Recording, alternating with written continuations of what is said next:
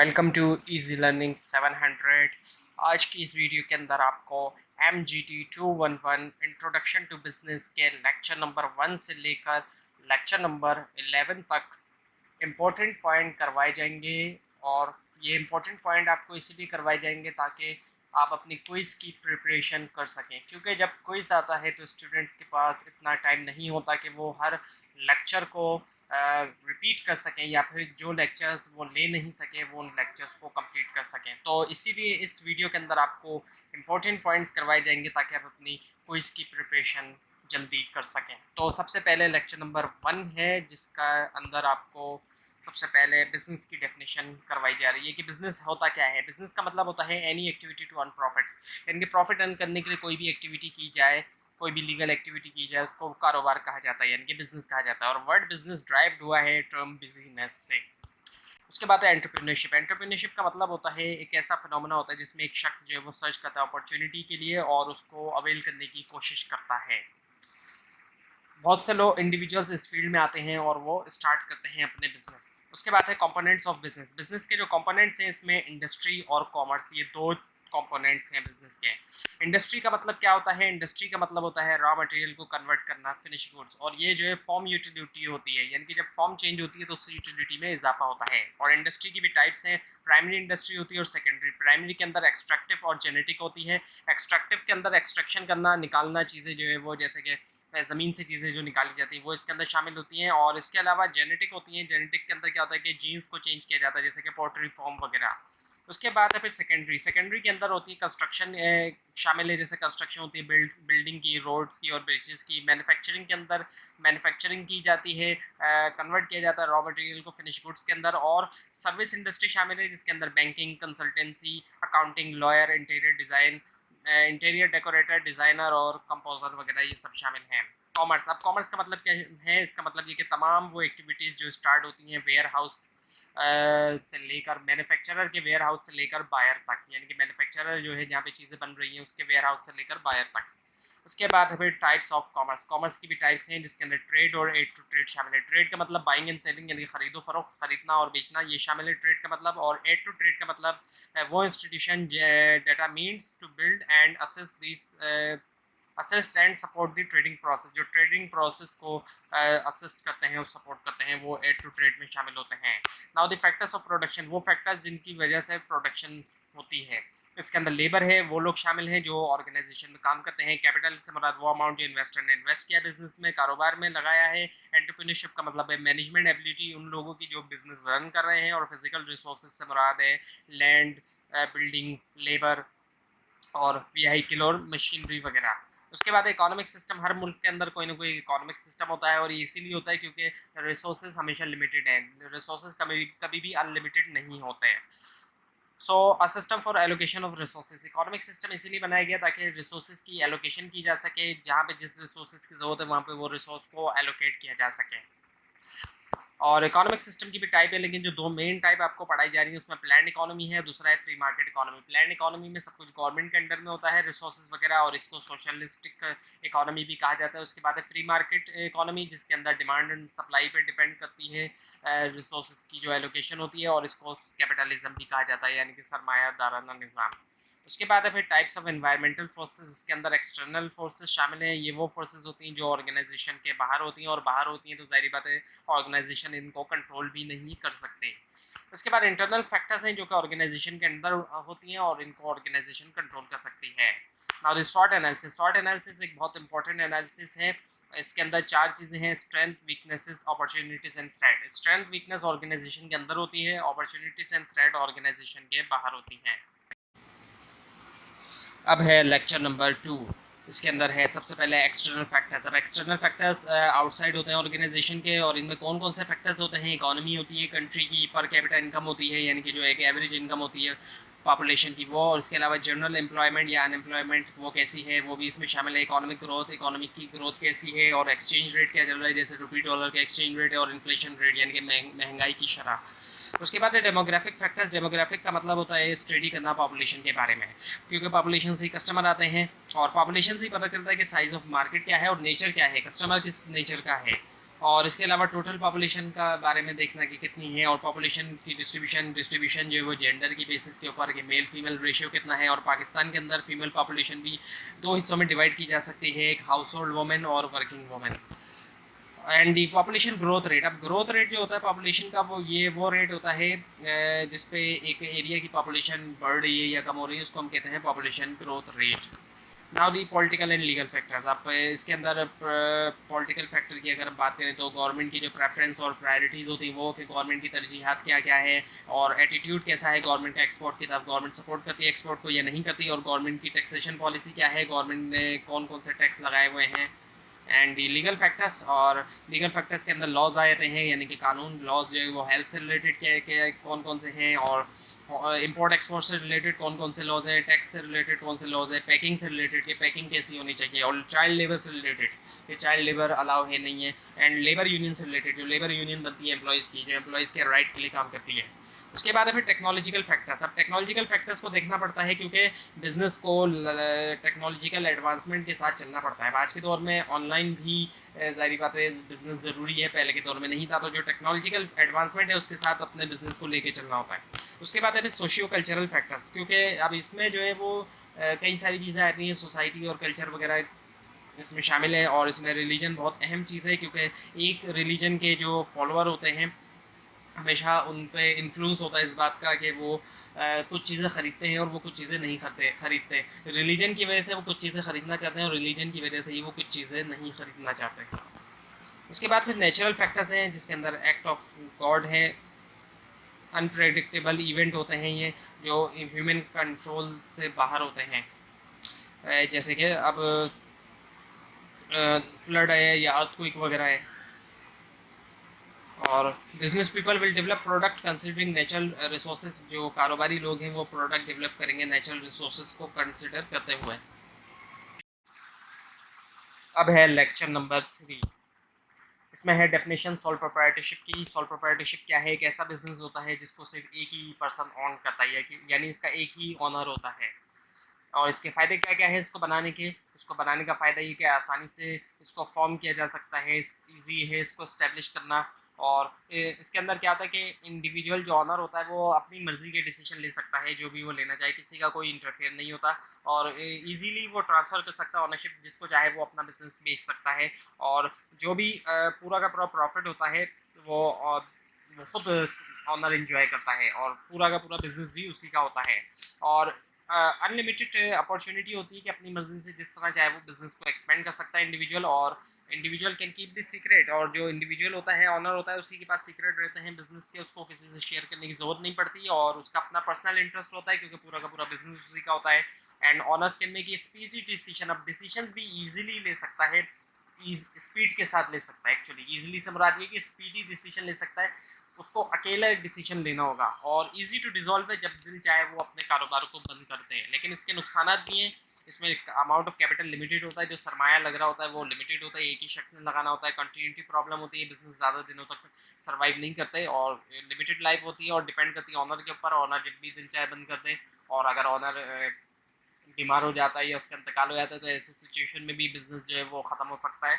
और owner of the business has unlimited liability, और owner की अनलिमिटेड लाइबिलिटी होती है, अगर उसके ऊपर कर्जा चढ़ जाए तो उसको अपनी जेब से भी कर्जा देना पड़ सकता है, अगर उस पर ज़रूरत से ज़्यादा कर्जा चढ़ जाए, इतना चढ़ जाए कि वो कारोबार की जो वैल्यू है उससे ज़्यादा अगर कर्जा हो गया तो फिर ऐसी सिचुएशन में अपनी पर्सनल प्रॉपर्टी भी बेचना पड़ सकती है। उसके बाद हमें पार्टनरशिप, पार्टनरशिप का मतलब ये है रिलेशनशिप ऑफ द पीपल, ये कुछ लोगों का रिलेशनशिप है जो शेयर करते हैं इन्वेस्टमेंट्स और प्रॉफिट्स, अपने इन्वेस्टमेंट भी शेयर करते हैं, मिल के इन्वेस्टमेंट करते हैं, मिल के प्रॉफिट शेयर करते हैं, और ये लोग पार्टनर्स होते हैं। पार्टनरशिप एक 1932 जो है गवर्न करता है तमाम अफेयर्स पार्टनरशिप के। इसका फ़ायदा ये कि इसमें ज़्यादा कैपिटल होता है, मिल के करते हैं इन्वेस्ट, और रिलेटिवली ईजियर है, कंपनी बनाने के मुकाबले में इसको बनाना आसान होता है, और रिस्पॉन्सिबिलिटी भी इसमें डिवाइड कर ली जाती है, शेयर की जाती है। लाइट क्रेडिट स्टैंडिंग है, यानी कि बिजनेस के पास ज़्यादा जगहों से लोन आ सकता है, जबकि सॉल प्रोप्राइटरशिप में तो एक ही जगह से आ सकता है। यहाँ पे मुख्तलिफ पार्टनर्स होते हैं तो लोन भी ज़्यादा जगह से आ सकता है, और सीक्रेसी होती है, जो भी इन्फॉर्मेशन होगी वो पार्टनर्स के दरमियान रहेगी। पब्लिक को भी कॉन्फिडेंस ज़्यादा होता है क्योंकि एक से ज़्यादा ऑनर होते हैं, डिसीजन भी बेटर होते हैं एक से ज़्यादा ऑनर होने के से, और ईजी टू डिजॉल्व है, इसको बंद करना भी आसान होता है। अब है लेक्चर नंबर 4। इसके अंदर है सबसे पहले डिसएडवांटेजेस ऑफ पार्टनरशिप। पार्टनरशिप के नुकसान भी होते हैं, फ़ायदे होते हैं, तो नुकसान भी। इसके अंदर अनलिमिटेड लायबिलिटी होती है कि अगर बिजनेस लॉस कर जाए तो तमाम पार्टनर्स को जो है वो डेट पे करना पड़ेगा। इवन कि अपनी पर्सनल प्रॉपर्टीज़ भी इनको बेचना पड़ सकती हैं अगर डेट ज़्यादा हो जाए, कर्जा ज़्यादा हो जाए तो। शॉर्टर लाइफ होती है, कोई भी एक पार्टनर अगर उसका इंतकाल हो जाए या वो पागल हो जाता है तो ऐसी सिचुएशन में पार्टनरशिप ख़त्म हो जाएगी। उसके अलावा फिर लिमिटेड कैपिटल होता है। जो पार्टनर्स होते हैं वो रन करते हैं business from their own capital, अपने कैपिटल से ही करते हैं। So the capitals become the limited to meet the requirement of the business. कभी कभी ये कैपिटल लिमिटेड हो जाता है बिजनेस की रिक्वायरमेंट को पूरा करने के लिए। एंड लैक ऑफ इंटरेस्ट होता है क्योंकि प्रॉफिट डिवाइड होता है पार्टनर्स के दरमियान, तो इसी वजह से एक लैक ऑफ इंटरेस्ट पैदा हो जाता है पार्टनर्स के दरमियान। वो इंटरेस्ट नहीं लेते इसी वजह से क्योंकि उनको सारा प्रॉफिट तो नहीं मिलेगा किसी एक पार्टनर को। और डिसीजन मेकिंग स्लो होती है क्योंकि मिलकर डिसीजन लिए जाता है, तो जब भी कभी एक से ज़्यादा लोग डिसीजन लेने में आते हैं तो हर किसी के अपने व्यूज़ होते हैं, तो इसीलिए डिसीजन मेकिंग स्लो हो सकती है। और डिफ़िकल्ट होता है राइट ट्रांसफ़र करना। इसमें इजीली कोई अपना राइट अपना हिस्सा बेच नहीं सकता दूसरे को जब तक वो दूसरे पार्टनर्स को कॉन्फिडेंस में ना ले। और हमेशा कॉन्फ्लिक्ट का भी चांस होता है क्योंकि हर किसी पार्टनर के अपने व्यूज़ होते हैं, तो कॉन्फ्लिक्ट का भी चांस इसमें रहता है। और ये टाइप्स ऑफ पार्टनर्स, अब पार्टनर्स के कई सारे टाइप्स होते हैं, एक तरह का पार्टनर नहीं होता है। एक एक्टिव पार्टनर होता है जो तमाम पार्टिसिपेट में अफेयर में तमाम अफेयर्स में पार्टिसिपेट करता है बिजनेस के, उसको एक्टिव पार्टनर कहते हैं। सीक्रेट पार्टनर होता है जिसने इन्वेस्ट तो किया होता है अमाउंट, लेकिन पब्लिक नहीं जानती कि ये भी पार्टनर है, पब्लिक को नहीं पता होता ये पार्टनर है। और स्लीपिंग पार्टनर होता है, ये वो होता है जो एक्टिव नहीं होता अफेयर्स के अंदर, जो कारोबारी जिसने कारोबार में इन्वेस्ट तो कर दिया लेकिन वो एक्टिव नहीं है। ये इस तरह के लोग होते हैं जो पैसा लगा देते हैं, बोलते हैं कि हम पैसा लगाएंगे लेकिन हम कोई काम नहीं करेंगे, तो ये इस तरह के लोग होते हैं स्लीपिंग पार्टनर में। सीनियर पार्टनर होते हैं, ये वो होते हैं जिनका सबसे ज़्यादा जिन्होंने इन्वेस्ट किया था, मैक्सिमम अमाउंट जिन्होंने इन्वेस्ट किया था। जूनियर पार्टनर वो होते हैं जिन्होंने सबसे कम पैसा लगाया था, सबसे कम इन्वेस्टमेंट जिनकी होती है। So now the types of partnership. अब पार्टनरशिप की भी टाइप्स हैं जिसमें पार्टनरशिप एट विल है। इसमें जो लाइफ ऑफ पार्टनरशिप होती है डिपेंड करती है विल ऑफ द पार्टनर, क्योंकि होता क्या है कि एग्रीमेंट के अंदर कोई भी टर्म मेंशन नहीं होती। So partnership will be end, it will be end when all member will be agree. जब तमाम मेंबर एग्री होंगे तो उसके मुताबिक इसमें जो है वो पार्टनरशिप एंड की जाएगी, इसीलिए इसको पार्टनरशिप एट विल कहा जाता है। उसके बाद फिर लिमिटेड पार्टनरशिप। इसमें क्या होता है कि एटलीस्ट जो एक पार्टनर होता है उसकी लिमिटेड लाइबिलिटी होती है। और लिमिटेड लाइबिलिटी का मतलब यही होता है कि जितना इन्वेस्टर ने अमाउंट इन्वेस्ट किया होता है वो उतना ही लायबल होता है। जितना पैसा इन्वेस्ट किया चाहे जितना भी कर्जा चढ़ा है उसका वो उतने ही अमाउंट का लायबल होगा, वो अपनी पर्सनल प्रॉपर्टी नहीं बेचेगा। और एटलीस्ट एक पार्टनर की अनलिमिटेड लाइबिलिटी भी होनी चाहिए। सो पार्टिकुलर पार्टनरशिप, अब पार्टिकुलर पार्टनरशिप जो होती है ये वो पार्टनरशिप होती है जो कि एक ख़ास मकसद के लिए बनाई जाती है और ये ऑटोमेटिकली डिसॉल्व हो जाती है जब उसका पर्पस ख़त्म हो जाता है। ये ज़्यादा तौर पे कुछ प्रोजेक्ट्स वगैरह के लिए होती है अक्सर इस तरह के। ना डिटर्मिनेशन ऑफ पार्टनरशिप, टर्मिनेशन जो होती है पार्टनरशिप की, यानी कि जो एंड होता है पार्टनरशिप का बाय नोटिस होता है। एक पार्टनर जो है वो टर्मिनेट कर सकता है पार्टनरशिप को, वो नोटिस देता है दूसरे पार्टनर को किसी भी रीज़न की वजह से। और ऐसा तब होता है जब वो एग्जिट करना चाह रहा होता है बिजनेस से, तो वो नोटिस देता है और इस तरह पार्टनरशिप जो है वो टर्मिनेट हो जाती है। और एंड अपॉन डेथ, जब एक पार्टनर की डेथ हो जाती है तो ऐसी सिचुएशन में भी ऑटोमेटिकली पार्टनरशिप एंड हो जाती है। Now the partnership deed. Partnership deed क्या है? एक डॉक्यूमेंट होता है जिसके अंदर टर्म्स एंड कंडीशंस होती हैं बिजनेस की, और इसके जो कंटेंट्स हैं पार्टनरशिप डीड के उसके मुताबिक इसके अंदर डेट होती है जिसमें जब एग्रीमेंट बना होता है वो डेट, और नाम होता है बिज़नेस का, नेचर होती है बिज़नेस की, और जो नेचर वाला ये क्लोज होता है ये कवर करता है स्कोप जो है बिज़नेस के, एंड यानी कि विच बिज़नेस एरिया, जिस कौन सा बिज़नेस एरिया जिसमें हम जाएंगे, फर्म जो है क्या करेगी, ये जो क्लोज होता है। उसके अलावा नेम, एड्रेस, टेलीफोन नंबर और ईमेल्स होते हैं पार्टनर के, और उसके अलावा कैपिटल भी बिज़नेस का इसके अंदर मेंशन होता है कि कितना जो है सरमाया जो है वो लगा है या लग रहा है। इसके अलावा अगर कोई ड्यूरेशन अटैच है बिज़नेस के साथ तो वो भी मेंशन होगी कि कितने साल के लिए बिज़नेस कर रहे हैं हम, 1 साल के लिए, 2 साल के लिए। और ड्यूटीज़ ऑफ पार्टनर, पार्टनर्स की जो ड्यूटीज़ है वो, और अगर किसी पार्टनर को सैलरी मिलेगी तो वो भी लिखी जाएगी कि सैलरी दी जाएगी और कितना अमाउंट दिया जाएगा वो भी। और इसके अलावा प्रॉफिट डिस्ट्रीब्यूशन रेशियो, कि कितना रेशियो का प्रॉफिट मिल रहा है, कितने % प्रॉफिट किस पार्टनर का है। इसके अलावा whether partners are entitled to withdraw, अगर पार्टनर्स को विड्रॉ करने की इजाज़त है तो वो भी लिखा जाएगा, और पूरा प्रोसीजर लिखा जाएगा कि किस प्रोसीजर के थ्रू जो है वो विड्रॉ कर सकेंगे। इसके अलावा आर्बिट्रेशन भी है, अगर कोई कॉन्फ्लिक्ट आ जाता है, कोई डिस्प्यूट हो जाता है, then what will be happen. इनके that how conflict would be resolve before going to court, यानी कि कोर्ट जाने से पहले किस तरह से रिजॉल्व किया जाएगा। सो पार्टनर्स को जो है वो लाजमी तौर पे रीड करना चाहिए पार्टनरशिप डीड को अच्छी तरह से, और जितने ज़्यादा क्लोजेस हो सकें उतने ज़्यादा क्लोजेस शामिल करें, और बाद के लिए कोई चीज़ ना छोड़ें कि हम बाद में ये चीज़ सॉल्व कर लेंगे, ऐसी गलती ना करें। राइट्स ऑफ द पार्टनर्स, अब पार्टनर्स के राइट्स भी होते हैं। जितने भी पार्टनर्स होते हैं पार्टनरशिप में, हर पार्टनर का राइट होता है कि वो पार्टिसिपेट कर सके जो बिजनेस के अफेयर्स हैं, जो भी मामला है कारोबार के, और इसके अलावा अपने प्रॉफिट का हिस्सा हासिल कर सके, ये भी पार्टनर का राइट है। और पार्टनरशिप छोड़ सके, टर्म्स एंड कंडीशन जो भी पार्टनरशिप डीड में लिखी हुई है उसके मुताबिक पार्टनरशिप छोड़ने का राइट भी है। और अपनी सैलरी क्लेम कर सके अपनी सर्विसेज के अगेंस्ट, ये भी राइट है पार्टनर का। और मैनेजमेंट के अंदर पार्टिसिपेट कर सके बिजनेस की जो मैनेजमेंट है, ये भी पार्टनर का राइट है।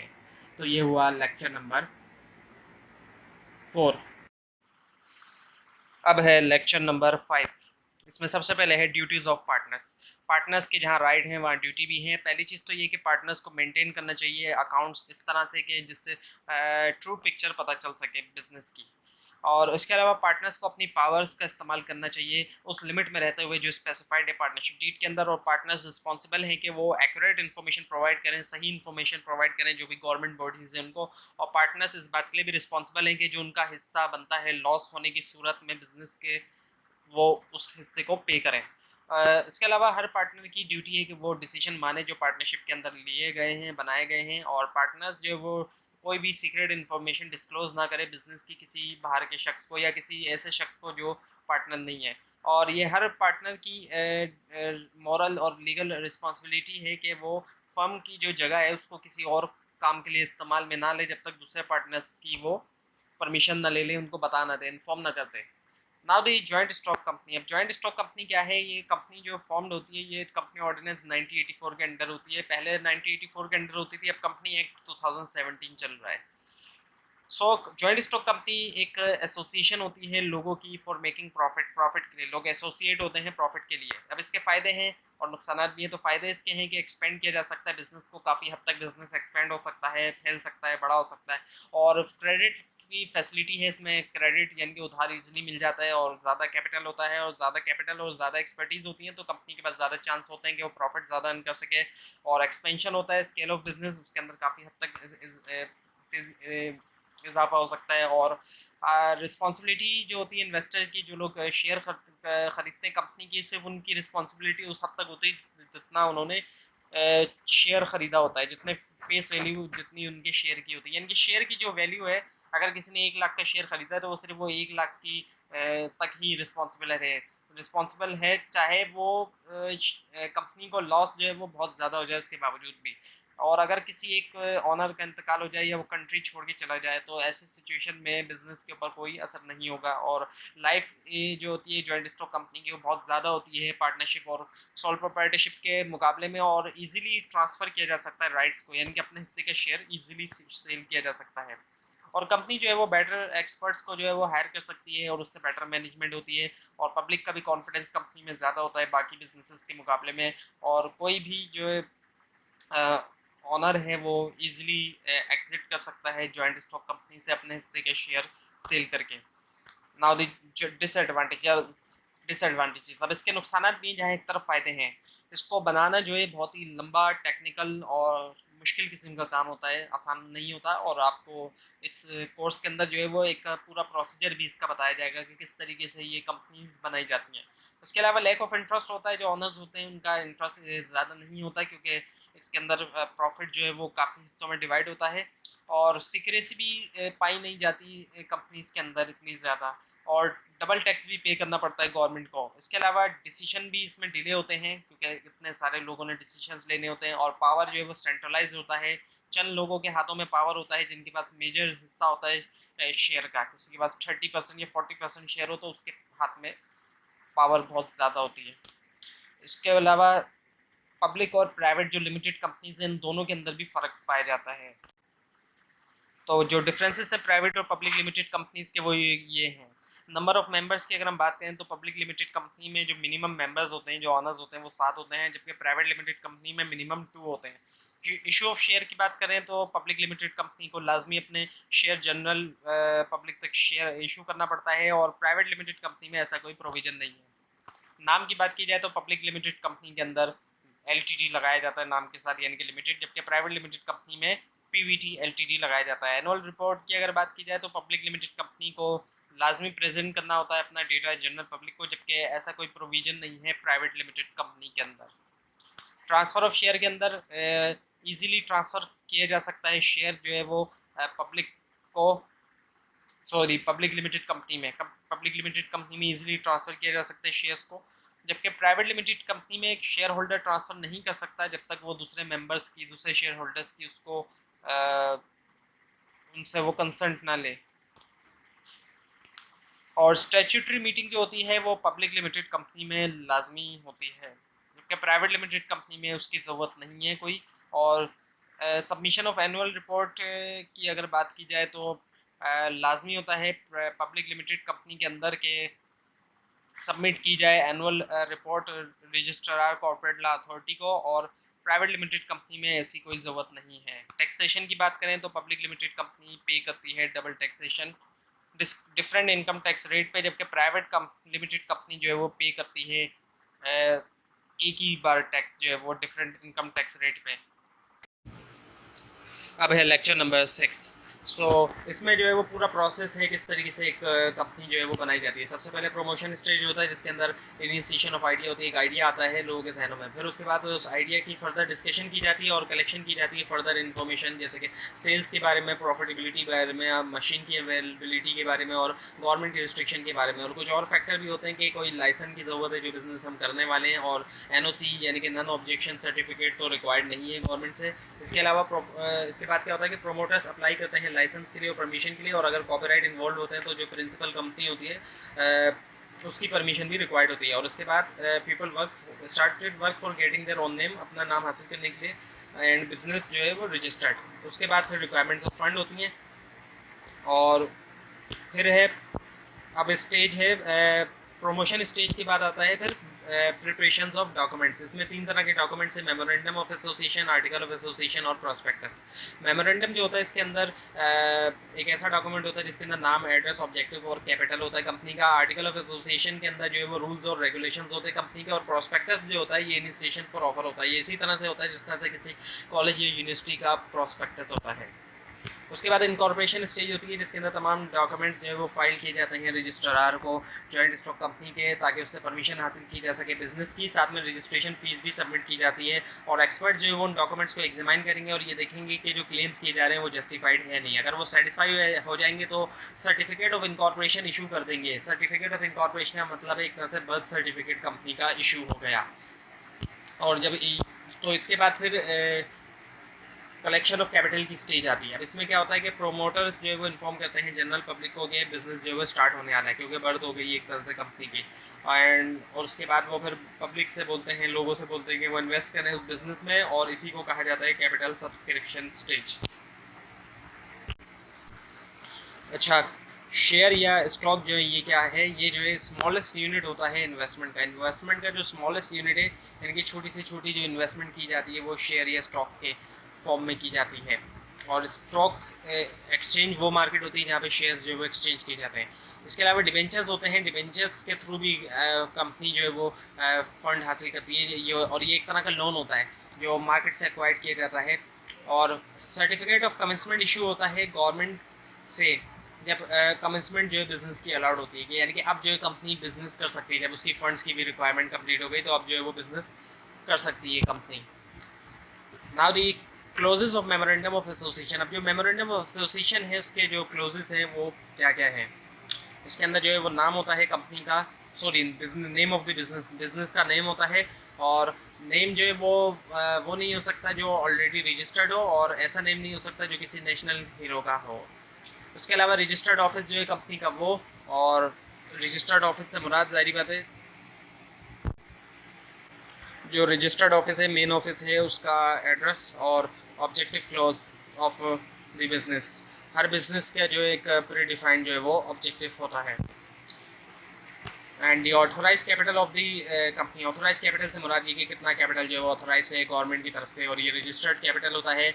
और उसके अलावा है लाइबिलिटी क्लॉज। अब जो लाइबिलिटी होती है इन्वेस्टर की वो लिमिटेड होती है उस अमाउंट तक जितनी उसकी इन्वेस्टमेंट होती है बिजनेस में। इसके अलावा एसोसिएशन क्लोज भी इसमें शामिल होता है। Now the article of association, इसके अंदर क्या क्या चीज़ें शामिल हैं? शेयर कैपिटल है कंपनी का, और procedure to change the capital, जो कैपिटल चेंज किया जाता है उसका प्रोसीजर, प्रोसीजर्स फॉर मीटिंग्स का प्रोसीजर, और वोटिंग का प्रोसीजर, और अपॉइंटमेंट ऑफ डायरेक्टर्स। डायरेक्टर्स जो होते हैं ऑफिशियल्स होते हैं कंपनी के, जो अपॉइंट जिनको किया जाता है कि वो रन कर सकें अफेयर्स जो है बिजनेस के, कारोबार के। डायरेक्टर्स ही कंपनी के अफेयर्स को देखते हैं।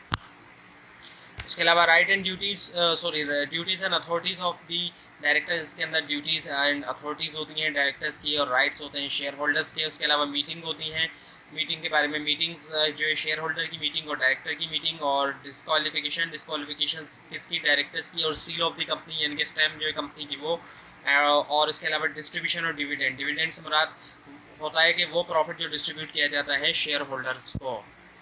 उसके अलावा decision for retain earnings, retain earnings से मुराद ये वो हिस्सा होता है प्रॉफिट का जिसको रिटेन कर दिया जाता है फ्यूचर ऑपरेशंस के लिए। इसके अलावा appointment of director, appointment of auditors, यानी कि कहाँ से ऑडिटर्स आएंगे, और winding up of company. In company winding up जो होता है कंपनी के अंदर वो मुश्किल काम होता है, एक पूरा लीगल प्रोसीजर होता है उसका।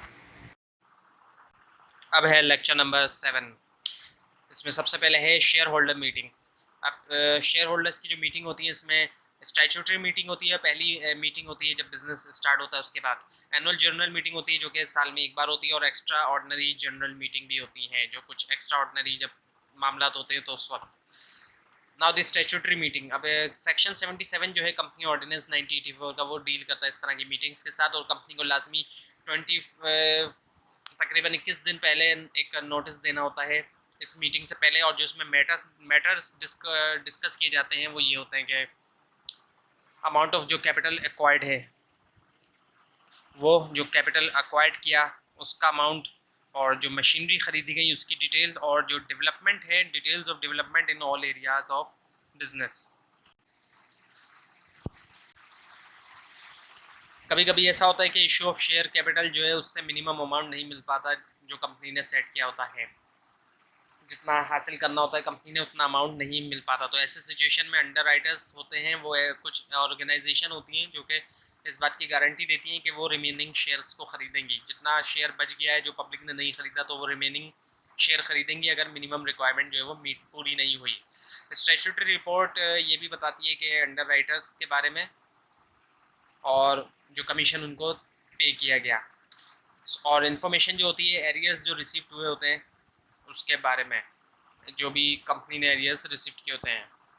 Now the annual general meeting, अब ये जो एनुअल जनरल मीटिंग होती है तमाम शेयर होल्डर्स पार्टिसिपेट करते हैं, साल में एक बार होती है। इसमें भी 21 दिन पहले नोटिस देना होता है कंपनी को, शेयर होल्डर्स को। और ऑब्जेक्टिव्स जो होते हैं इसमें इलेक्शन के बारे में होता है, डायरेक्टर्स का जो इलेक्शन होता है नेक्स्ट ईयर का वो, और अपॉइंटमेंट्स ऑफ ऑडिटर्स की अपॉइंटमेंट्स, और ऑडिटर्स जो है वो रिव्यू करते हैं एनुअल अकाउंट को कंपनी के, और रिपोर्ट देते हैं एक्यूरेसी के ऊपर उन अकाउंट्स की।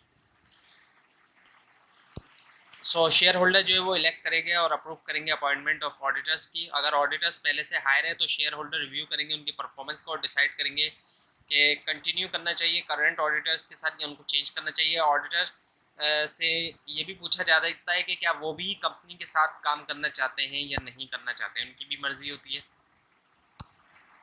इसके अलावा डिक्लेरेशन ऑफ डिविडेंड, जो डिविडेंड डिक्लेयर किया जाएगा क्योंकि वो प्रॉफिट होता है। और डिसीजन फॉर डायरेक्टर्स रेम्यूनरेशन, जो डायरेक्टर्स की रेम्यूनरेशन है यानी कि जो सैलरी है।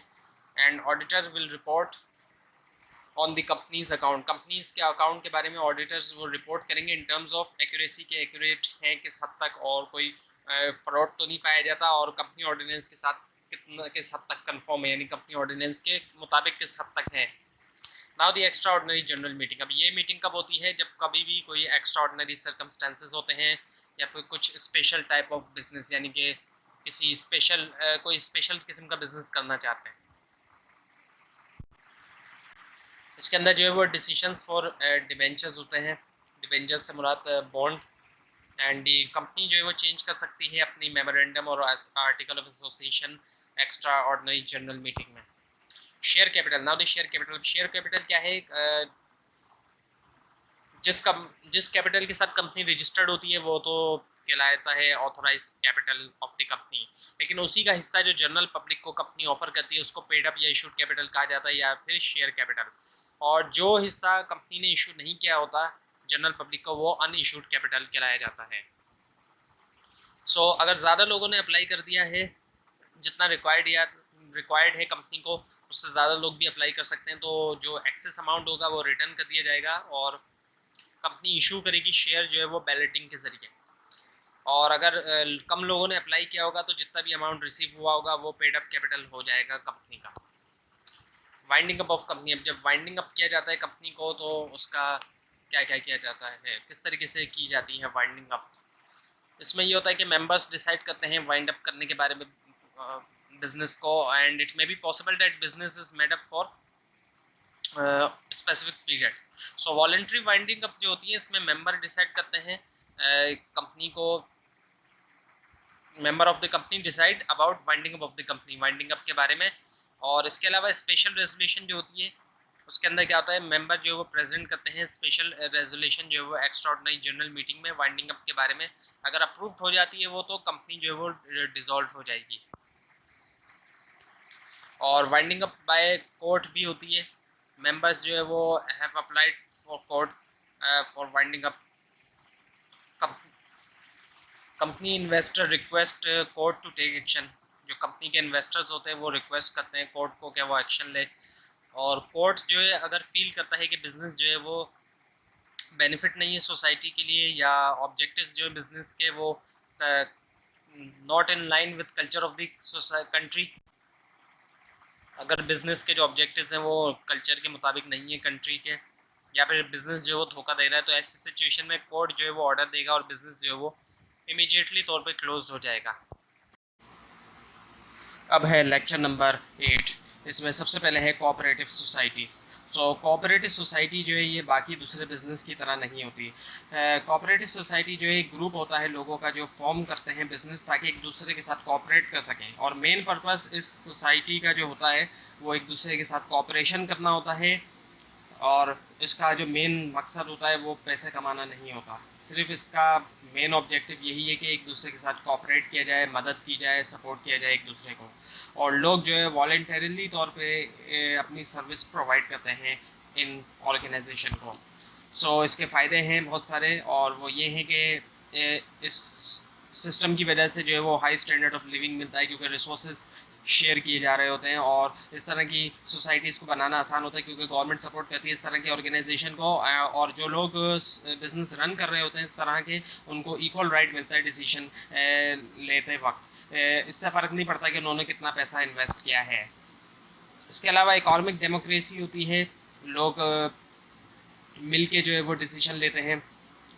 और एलिमिनेशन ऑफ मिडिल मैन होती है, उससे जो है वो चीपर प्रोडक्ट्स आती हैं क्योंकि मिडिल मैन हट जाता है तो उससे प्रोडक्ट जो है वो सस्ती हो जाती है।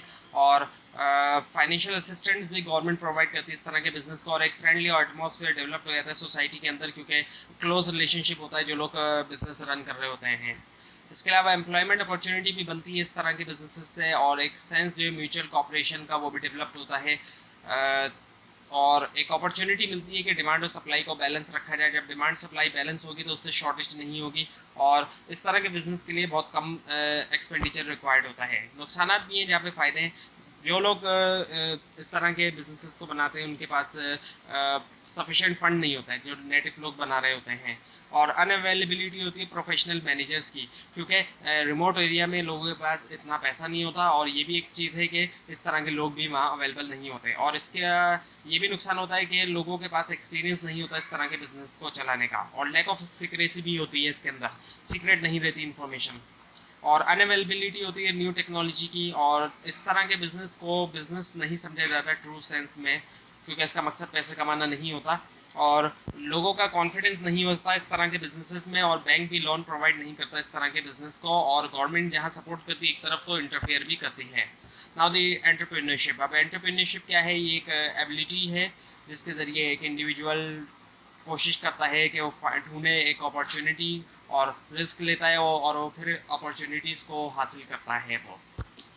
और एंटरप्रेन्योर्स आखिर होते कौन लोग हैं, ये वो लोग होते हैं जिनके अंदर एंटरप्रेन्योरियल कैरेक्टरिस्टिक्स होती हैं, एस्पिरेशन होती है, वो ऊंचा सोचते हैं, वो ये सोचते हैं कि जो हमारे पास है हम इससे ज़्यादा डिजर्व करते हैं, और फिर वो उसके लिए कोशिश भी करते हैं, वो ज़्यादा स्ट्रैटेजिक होते हैं, वो स्ट्रैटेजी डेवलप कर सकते हैं जो भी सिचुएशन होती है उनको गिवन, और इम्प्लीमेंट भी कर सकते हैं, और उनका विजन होता है कि क्या होगा आज से 5 या 10 साल बाद, यानी ख्वाब होता है उनका, सोचते हैं वो उस बारे में।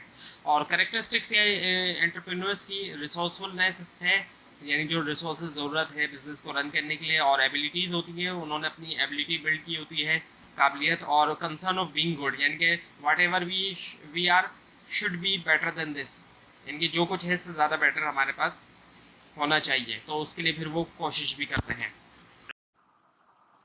अब है लेक्चर नंबर 9, इसमें सबसे पहले है एंटरप्रेन्योरियल करेक्टरिस्टिक्स। सो ये जो करेक्टरिस्टिक्स है इनमें पर्सनल इंटरेस्ट होता है, interest for their own development, और कस्टमर रिलेशनशिप होती है, यानी कि लॉन्ग टर्म रिलेशंस रखना कस्टमर्स के साथ, ये नहीं हो कि एक बार चीज़ बेच दी ख़त्म, नहीं, बल्कि लॉन्ग टर्म रिलेशनशिप रखी जाए कस्टमर्स के साथ। And desire to establish on business, अपना बिजनेस इस्टेब्लिश करने की डिज़ायर होना, नीड ऑफ कंट्रोल होना, और ability to deals with uncertainties, यानी कि गैर यकीनी जो सूरत हाल है उसके साथ डील करने की एबिलिटी होना। नाउ द बिजनेस प्लान, अब बिजनेस प्लान एक ऐसा डॉक्यूमेंट होता है जिसके अंदर which contains the objectives of the business, जिसके अंदर ऑब्जेक्टिव्स होते हैं बिजनेस के, और तरीके भी होते हैं जिनके ज़रिए उन ऑब्जेक्टिव्स को अचीव किया जाए। Now the components of business plan के कौन से कंपोनेंट्स हैं? दो सिचुएशंस होती हैं। पहली चीज़ तो ये कि अगर हम बिजनेस खरीद रहे हैं या स्टार्टिंग फ्रॉम दी स्क्रैच। उसके अलावा ऑब्जेक्टिव होते हैं बिजनेस के, मार्केटिंग कंपोनेंट्स होते हैं, और फाइनेंशियल कंपोनेंट्स होते हैं। सो कंपोनेंट्स, अगर बिजनेस प्लान की हम बात करें, कंपोनेंट ऑफ बिजनेस प्लान ऐसे सिचुएशन में अगर स्टार्ट किया जाए स्क्रैच से, यानी कि बिल्कुल ज़ीरो से शुरुआत किया जाए बिजनेस को। सो इसके अंदर ऑब्जेक्टिव्स ऑफ दी बिजनेस होते हैं, उसका नाम होता है बिज़नेस का, और नाम ऐसा ना होना चाहिए जिससे पता चले बिज़नेस की टाइप का, और नाम सिंपल होना चाहिए, यूनिक होना चाहिए बिल्कुल, और लीगल कंसिडरेशन भी रखे जाए सामने के, अवॉइड किया जाए नेम को ऐसा जो इनकरेज नहीं करता, लॉ जो कानून इनकरेज नहीं करता, जैसे किसी नेशनल हीरो का या किसी रिलीजियस पर्सनैलिटी का नाम ना रखा जाए। और इसके अलावा लोकेशन ऑफ द बिज़नेस भी इसमें शामिल होता है। इसके अलावा मार्केटिंग पार्ट है जो इसका, उसके अंदर who will be the customer of the business, कौन से कस्टमर होंगे बिजनेस के, और वेयर आर दे लोकेटेड, वो कहाँ रहते हैं, and what would customer like to pay for the product और सर्विस, कस्टमर कितना जो है वो पे करना चाहेगा प्रोडक्ट या सर्विस के लिए, and what are the benefits, और क्या बेनिफिट्स हैं कस्टमर जो एक्सपेक्ट कर रहा है प्रोडक्ट या सर्विस से। और मार्केटिंग पार्ट जो है इसके अंदर एनालिसिस है कॉम्पिटिटर्स का, कि नेचर क्या है कंपटीशन की मार्केट के अंदर, एंड कॉम्पिटिटर्स कौन से हैं बिजनेस के, एंड किस तरीके से प्रोडक्ट जो है बिजनेस की डिफरेंट है कॉम्पिटिटर्स की प्रोडक्ट से। प्रमोशनल पार्ट है कि किस तरीके से मैसेज जो है वो बिजनेस का प्रमोट होगा जनरल पब्लिक को, और किस तरीके से how will the business B launch, किस तरह से बिजनेस जो है वो लॉन्च होगा। फाइनेंशियल पार्ट जो है वो है कि किस तरीके से what will be the investment of the business, investment क्या होगी और कितना बोरो किया करना चाहिए, और एक्सपेक्टेड रेवेन्यू क्या है जो गिवन टाइम पीरियड है उसके अंदर, और एक्सपेक्टेड जो एक्सपेंसेस हैं वो क्या होंगे गिवन टाइम पीरियड के अंदर, और what would be net income और net profit in a given time period, given time period में कितना नेट इनकम या नेट प्रॉफिट होगा, और जो बिजनेस है वो फिजिबल है, अचीवेबल है या नहीं है। और फिर एडमिनिस्ट्रेटिव पार्ट है कि स्ट्रक्चर जो है what will be the structure to handle the business, structure क्या होगा बिजनेस को हैंडल करने के लिए। अब है लेक्चर नंबर 10, फ्रेंचाइजिंग। अब फ्रेंचाइजिंग क्या होता है, ये एक एग्रीमेंट होता है दो पार्टीज के दरमियान, जिसमें एक पार्टी जो है वो राइट देती है दूसरी पार्टी को, और वो राइट कौन कौन से होते हैं, ट्रेडमार्क को यूज़ करने का राइट, नाम यूज़ करने का राइट, सिस्टम्स को, मेथड्स को, रिसर्चेस को यूज़ करने का राइट, और पैकिंग मटेरियल को यूज़ करने का राइट। और जो पार्टीज़ होती हैं फ्रेंचाइज एग्रीमेंट में वो दो पार्टीज़ होती हैं, एक फ्रेंचाइज़र और एक फ्रेंचाइजी। फ्रेंचाइज़र वो होता है जो सेल्स करता है राइट फ्रेंचाइजी को, और फ्रेंचाइजी को राइट्स मिलते हैं। अब एडवांटेज क्या है फ्रेंचाइजी बिजनेस के, फ्रेंचाइज़र जो है वो उसको फ़ायदा ये होता है कि उसको एक बड़ा अमाउंट मिलता है फ्रेंचाइजी से बगैर कुछ किए हुए, और फ्रेंचाइजी का ये फ़ायदा होता है कि उसको एक काफ़ी बड़े बिजनेस तक एक्सेस मिल जाता है। फेलर रेट भी जो है वो फ्रेंचाइज बिजनेस का बहुत कम होता है बाकी दूसरे बिजनेस के मुकाबले में। और फ्रेंचाइजी जो है वो world wide tested brand use करता है, एक ऐसी ब्रांड जो दुनिया भर में टेस्टेड है, जैसे कि KFC है या मैकडोनल्ड है। और टेस्टेड प्रोसीजर होते हैं, और इसी वजह से जो ये बिज़नेस होते हैं फ्रेंचाइज के, ये बहुत कम फेल होते हैं, इनका लोअर फेलियर रेट होता है। और फ्रेंचाइज़र जो है वो प्रोवाइड करता है गाइडेंस जो है वो फ्रेंचाइजी को, जितने भी अफेयर्स होते हैं बिज़नेस के उसके अंदर, और location of choice of location भी होती है इसमें। और फ्रेंचाइज़र जो है वो हमेशा सपोर्ट करता है फ्रेंचाइजी को जितने भी अफेयर्स होते हैं उनके अंदर। नाउ दी डिसएडवांटेज, जहाँ एक तो फ़ायदे नुकसान भी हैं, इसकी जो कॉस्ट है वो काफ़ी ज़्यादा होती है, और प्रोपोर्शनेट प्रॉफिट दिया जाता है, एक परसेंटेज होती है बाकायदा प्रॉफिट की जो दी जाती है, फ्रेंचाइज़र जो है वो देता है, फ्रेंचाइज़र को देता है फ्रेंचाइजी हर साल। और बहुत सी रिस्ट्रिक्शन भी फ्रेंचाइज़र लगाता है फ्रेंचाइजी को। ज़ाहिर बात है जब फ्रेंचाइज़र राइट्स दे रहा है तो उसके बदले में वो प्रॉफिट भी लेगा और कई सारी रिस्ट्रिक्शन भी वो लगाएगा। Now the new trends in the business, अब बिजनेस के अंदर कई सारे नए ट्रेंड आ चुके हैं। पहली चीज़ है इसमें ई कॉमर्स या ई बिज़नेस, यानी कि इंटरनेट का इस्तेमाल किए करना मार्केटिंग करने के लिए प्रोडक्ट्स की। दूसरी चीज़ वोमेन इन बिज़नेस, आज के दौर के अंदर आपको काफ़ी सारे बिजनेस एरियाज़ के अंदर वोमेन जो है वो वर्किंग वोमेन दिखाई देंगी, और आज से पहले के दौर में ऐसा नहीं होता था। इवन कि हमारे कंट्री में भी आज कल ये चीज़ काफ़ी कॉमन है। और इसके अलावा जो बिज़नेस है वो ज़्यादा बेटर डिस्प्ले है और वेल मैनर्ड किस्म का स्टाफ है, जो स्टाफ है वो भी काफ़ी मैनर्ड होता है। अगर उनसे कोई चीज़ पूछी जाए तो काफ़ी अच्छी तरीके से वो कस्टमर को डील कर रहे होते हैं, और उनके पास जो नॉलेज होती है कस्टमर की नीड की वो भी बहुत ज़्यादा होती है, और ज़्यादा वो मार्केट ओरिएंटेड होते हैं, मार्केट की डिमांड वगैरह को वो जानते हैं। और ग्लोबल अपॉर्चुनिटीज़ हैं आज के दौर में, पहले के दौर में ऐसा नहीं होता था। लोग जो है वो अवेयर हैं ग्लोबल मार्केट से, और इंटरनेट ने जो है वो काफ़ी बड़ा रोल प्ले किया है ग्लोबल मार्केट के एक्सेस के अंदर। और पाकिस्तान के अंदर पाकिस्तान की बात करें तो पाकिस्तान की प्रोडक्ट्स ने तो काफ़ी सक्सेस हासिल की है ग्लोबली, लेकिन कोई एक बड़ी ब्रांड का नेम जो है वो पाकिस्तानी ब्रांड का नेम कोई इतना ज़्यादा नहीं बड़ा बन सका है ग्लोबली तौर पे। ना the factor for lower failure rate, अब कोई बिजनेस फेल नहीं होता तो उसके क्या क्या फैक्टर्स हो सकते हैं, किसी भी बिजनेस के लो फेलियर रेट के क्या फैक्टर्स हैं। एक तो गवर्नमेंट की प्रेफरेंसेस और प्रायोरिटीज़, गवर्नमेंट अगर प्रेफर कर रही है प्रायोरिटीज़ में शामिल है तो उससे भी बिज़नेस फेल नहीं होगा। गवर्नमेंट कन्विंस्ड है सपोर्ट करने के लिए, और अगर बिज़नेस आज के दौर में जो है वो ज़्यादातर प्रोफेशनल ग्राउंड्स पे सेटअप किए जाते हैं, प्रोफेशनल किस्म के लोग होते हैं, और फाइनेंशियल इंस्टीट्यूशन से सपोर्ट है तो उससे भी बिज़नेस जो है वो फेल नहीं होगा। और जनरल इकोनॉमिक कंडीशन जो होती है कंट्री की, उससे भी फ़र्क पड़ता है बिज़नेस की सक्सेस के ऊपर। और लोग जो है वो आजकल प्रोफेशनल जो नॉलेज है वो हासिल कर रहे हैं। उसके अलावा गवर्नमेंट ने बहुत से ट्रेनिंग सेंटर खोल रखे हैं जहाँ पे लोगों को बिज़नेस से रिलेटेड ट्रेनिंग दी जाती है, और बहुत से स्किल्स के डेवलपमेंट के प्रोग्राम है जैसे डिजी स्किल्स है, और institutions to develop manpower develop करने के लिए भी इंस्टीट्यूशंस मौजूद हैं। अब है लेक्चर नंबर 11 जो कि लास्ट लेक्चर है आज की इस वीडियो का। तो causes of failure in business, अब क्या क्या कॉजेज़ होते हैं, वजूहत होती हैं जिसकी वजह से बिजनेस में फेलियर आता है, बिजनेस फेल हो जाता है। जो लोग चला रहे होते हैं बिजनेस वो इतने काबिल नहीं होते कि बिजनेस को हैंडल कर सकें, and some people are not capable enough to know market, और कुछ लोग ऐसे होते हैं कि इतने काबिल नहीं होते कि वो मार्केट के बारे में जान सकें। तो उनको क्या करना चाहिए, वो एबिलिटीज़ लर्न करनी चाहिए, सीखनी चाहिए कि जिनसे बिज़नेस को चला सकें। और कुछ लोगों के पास रिक्वायर्ड एक्सपीरियंस भी नहीं होता हर बिज़नेस को चलाने के लिए। ज़ाहिर बात है हर मुख्तलिफ बिज़नेस के लिए मुख्तलिफ तरह का तजुर्बे की एक्सपीरियंस की ज़रूरत होती है, तो जिस बिज़नेस के लिए जिस एक्सपीरियंस की ज़रूरत है वो होना चाहिए। And we need to have control over, और कुछ चीज़ें हैं जिनके ऊपर कंट्रोल होना चाहिए, जैसे कि प्रोडक्शन प्रोसेस है, कॉस्ट है, वेस्टेज है, कंप्लेंट हैंडलिंग है और क्वालिटी है। अगर इन पे कंट्रोल नहीं होगा तो फिर बिजनेस फेल होगा, और इनसफिशिएंट कैपिटल हो तब भी हो सकता है फेल, और बैड लक हो जाए, कुछ लोगों का बैड लक होता है इसलिए भी फेल हो जाता है, और नेचुरल डिजास्टर आ गया, कोई कुदरती तौर पे कोई तबाही आ गई।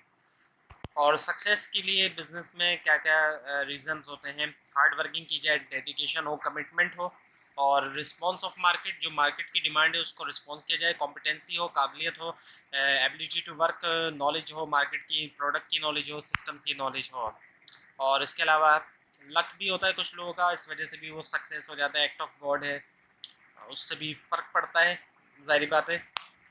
और लॉ ऑफ गवर्नमेंट है, गवर्नमेंट के जो लॉज हैं, हेल्थ से रिलेटेड लॉज हैं, क्लाइमेट में मौसम में तब्दीली आ रही है और कोई डिज़ास्टर है, इन सब चीज़ों से भी फ़र्क पड़ता है बिजनेस की सक्सेस पे। नाउ द जॉइंट वेंचर, अब जॉइंट वेंचर क्या होता है कि 2 या 2 से ज़्यादा लोग ज्वाइन करते हैं हैंड्स, और वो डिसाइड करते हैं कि उन्होंने बिजनेस करना है, तो उसको जॉइंट वेंचर कहते हैं। इसका फ़ायदा है कि कॉम्बिनेशन ऑफ स्किल्स होता है और एबिलिटीज़ होता है। जब 2 या 2 से ज़्यादा लोग मिल गए तो उनकी स्किल्स और एबिलिटीज़ मिल जाएंगी। स्ट्रेटेजिक अलायंस होता है, ये 2 या 2 से ज़्यादा ऑर्गेनाइजेशन जो है वो कोलैबोरेट करती है म्यूचुअल प्रॉफिट के लिए, और ये ज़्यादातर पे एयरलाइंस के अंदर होता है। जैसे कि आपने यहाँ से यूएस जाना है तो पहले एक एयरलाइन में जाएंगे फिर दूसरी में, तो उन दोनों ने आपस में स्ट्रेटेजिक अलायंस किया जाता है। इसके अंदर डिसीजन ये होते हैं, प्रॉफिट शेयरिंग होती है और क्लाइंट हैंडलिंग होती है। मर्जर है, मर्जर में होता है 2 ऑर्गेनाइजेशन मिल गई, एक नई ऑर्गेनाइजेशन बना ली, उसको मर्जर कहा जाता है। एक्विजिशन में एक ऑर्गेनाइजेशन दूसरी को एक्वायर कर लेती है, जैसे कि फेसबुक ने व्हाट्सएप को एक्वायर किया। इसका फ़ायदा है कि जो एक्वायर करेगी उसका साइज़ भी बढ़ेगा और कंपटीशन भी उसने कम कर दिया। तो ये थी आज की वीडियो, जिसके अंदर आपको MGT 211 इंट्रोडक्शन टू बिजनेस का लेक्चर नंबर 1 से लेकर 11 तक करवाया गया, उसके मेन पॉइंट्स करवाए गए ताकि आप अपने क्विज की प्रिपरेशन कर सकें।